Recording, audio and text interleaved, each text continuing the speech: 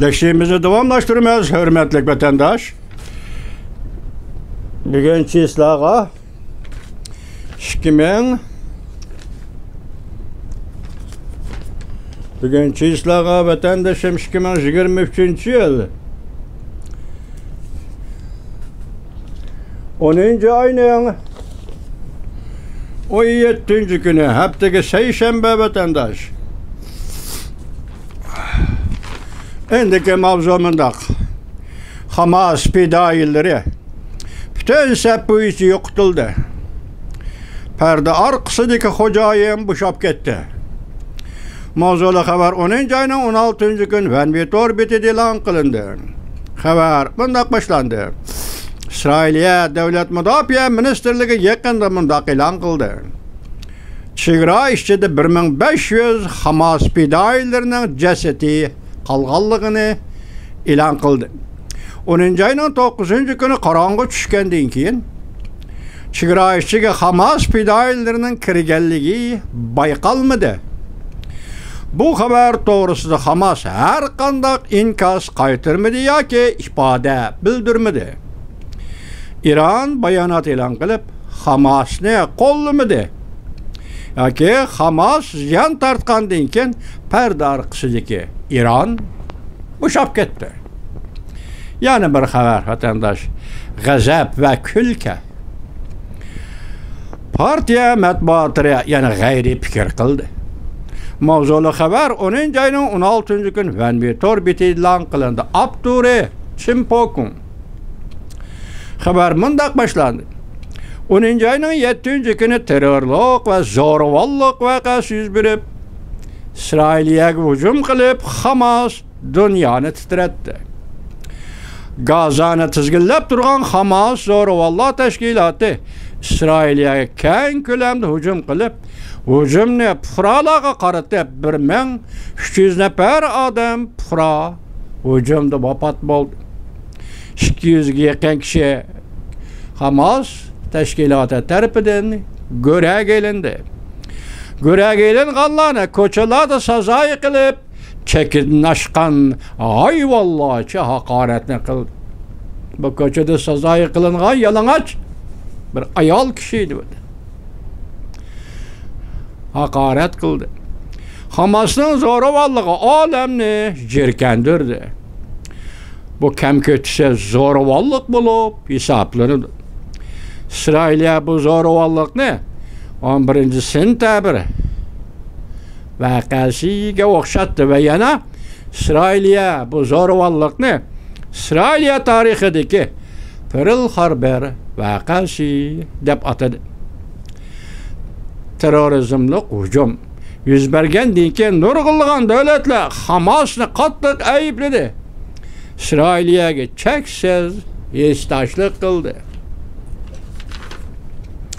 Çoğun devlet Cungo Bexatarlik Komitetinin daimi azası Cungo Kompartiyası Hamas'ın aşaddi zoravallığı aldıda bir ağız gap kılmadı. Cungo Kompartiya matbuatları Hamas'ın terörizmlik hücumu doğrusunda haber mi tarqatmadı. Aksice Cungo Tashqi İşler Ministerliği bayanatçısının ağzı arkalık ve partiya matbuatları obzor ilan kılış arkalık İsrail'e hata kıldı demekçi oldu. Hatta Amerika'nın O'rta Şarq siyaseti mağlup oldu demekçi oldu. Cungo Xitay Kompartiya matbuatları Cungo Kompartiyasının dost düşman ideologiyasiga asoslanganda Cungo Kompartiyasının O'rta Şarq siyaseti g'alaba qildi demekçi bo'ldi. Cungo Kompartiyasının besimi ostida Cungo jamoat fikri Hamas'ni qo'llab İsrail'e qarshi turdi. Neticede hatta Beycan'ın koçusunda İsrail'e diplomatlarını hücum kılıp yarlandırış vakası yüzbedi. Torbetlerin, Xitay matbuatları ve Kompartiyanın siyaseti ve şu besinmasızdaki ictimaileşken ideologiye Cungo'da baş götürdü. Juyishlarga qarşı, yani Yahudilarga qarşı kayfiyat örledi. Neticede Beijing'nin koçusu da İsrailiye'nin diplomatiga hücum kıldı. Yana bir haber vatandaşım. Rusya armiyası stratejik mühim joy Apodopkaga yaqin yerde hücum qilish iqtidorini yo'qotib qo'ydi. Mavzuli xabar 10 ayning 17 kuni Amerika ovozining Xitoy tili programmasi e'lon qilindi.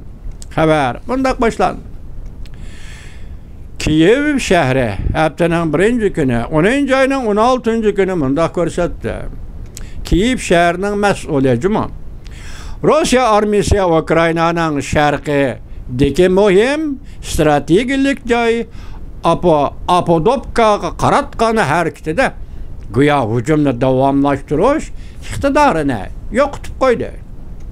Kiyev shahri hukumat mas'uli Vitaliy Barabash bunday ko'rsatdi.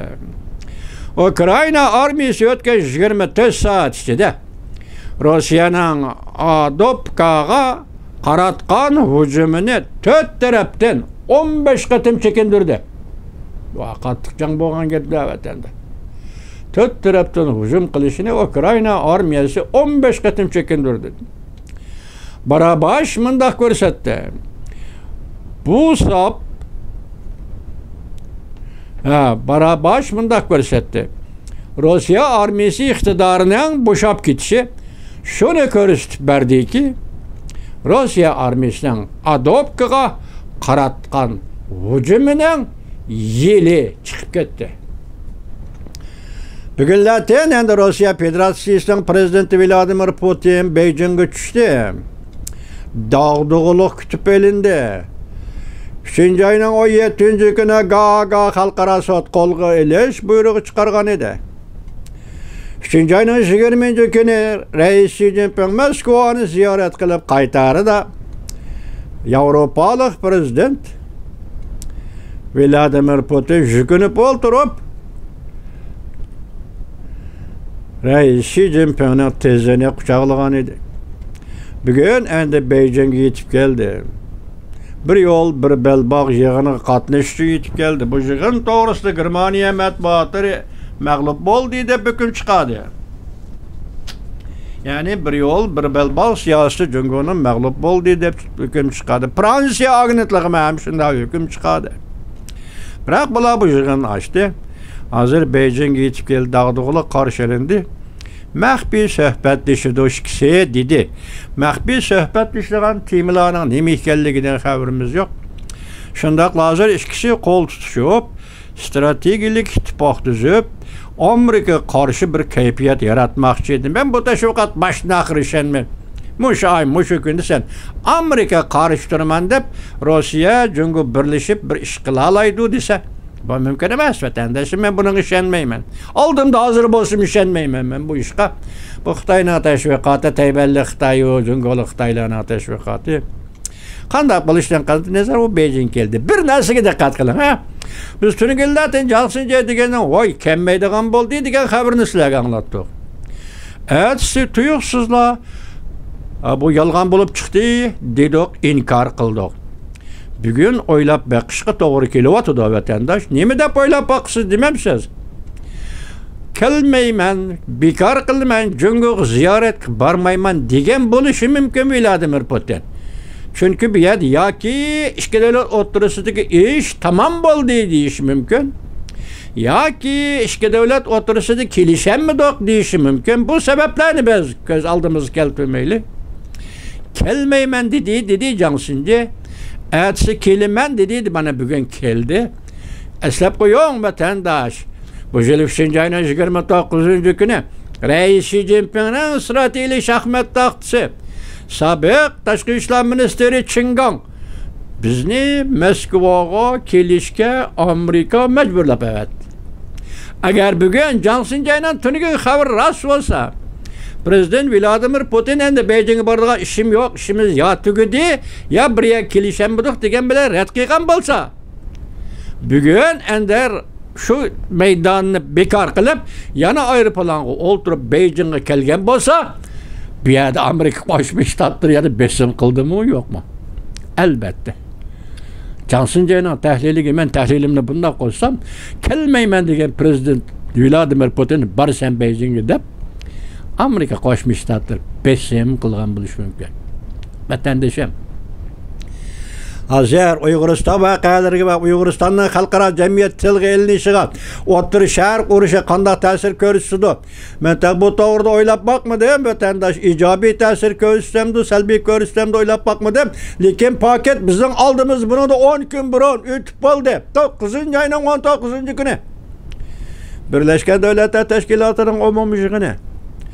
Umumiy yig'in nutq so'zlagan prezident Joe Biden yig'in arlig'ida O'rta Osiyoga 5 davlat boshliqlari bilan birlikda O'rta Osiyoga Amerika Qo'shma Shtatlarining ma'naviy, modda, savdo, tijorat, madaniyat va ma'rif aloqasi bo'yicha yoki davlatlararo kasbdagi aloqalar bo'yicha O'rta Osiyoga yurish qildiganligini e'lon qildi vatandosh.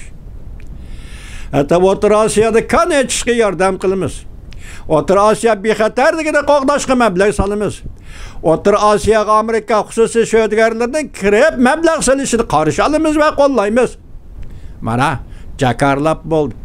Shuning qarab mishadi aytmanki, bilguchi Allah O'rta Sharqda Isroilga Hamas to'qinish oxirlashgandan keyin Amerika Qo'shma Shtatlaridan O'rta Osiyo siyosati kun tartibga keldi. O'rta Osiyo siyosati kun tartibga keldi. Uyg'ur masalasi gavdalik qoldi o'rtaga chiqdi vatandosh. Ishonamiz. Shundoq mumkinlik bo'lsin yoki yo'q bo'lsin, bundan qat'iy nazar Amerika Qo'shma Shtatlari prezidenti Joe Bidenning va'dasida ching turib, O'rta Osiyoni ziyorat qilish to'g'risida bagi va'dasida ching turib, O'rta Osiyoni ziyorat qilishini qarshi olamiz. O'rta Sharq, Sharq qismi deyli yoki G'arb qismi deyli. Yaqinda men sizlarga dedim, bugun chislar vaqtini unutib qoldim, aytaman. Amerika Qo'shma Shtatlarining bir nafar generali O'rta Sharq hukumi yoki jo'rafiyalik hukumi to'g'risida so'zlab, bugungi O'zbekiston, Qirg'iziston, Qozog'iston qatorliq davlatlarni O'rta Osiyo zonasiga, O'rta Osiyo rayoniga ayirdi. Shu qatorda Qozog'iston O'rta Sharq zonasiga ayirdi. Qozog'iston va O'zbekiston, Qirg'izistonlar O'rta Sharq mansub bo'lgan ekan, balki O'rta Sharqning sharq tarafi deydi. Mansub bo'lganki Uyg'uriston muqarrar holda O'rta Sharqqa mansub bo'ladi. Bugun demak Amerika Qo'shma Shtatlarining siyosiy O'rta Sharqda. O tarafida Isroiliya, bu tarafida Uyg'uriston. 9-oyning 19-kuni Amerika Qo'shma Shtatlarining O'rta Osiyo siyosati e'lon qilindi.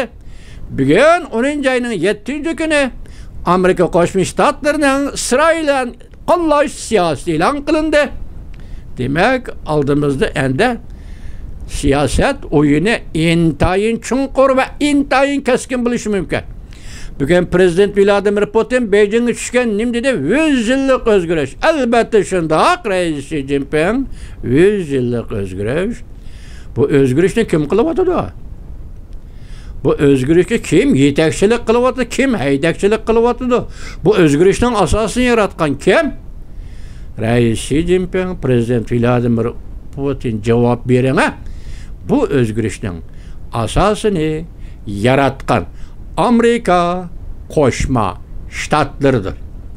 Yoki hukumatlarni darajaga qo'yib ayirsangiz, bu asosni yaratgan Amerika Qo'shma Shtatlarining prezidenti Joe Biden hukumatidir.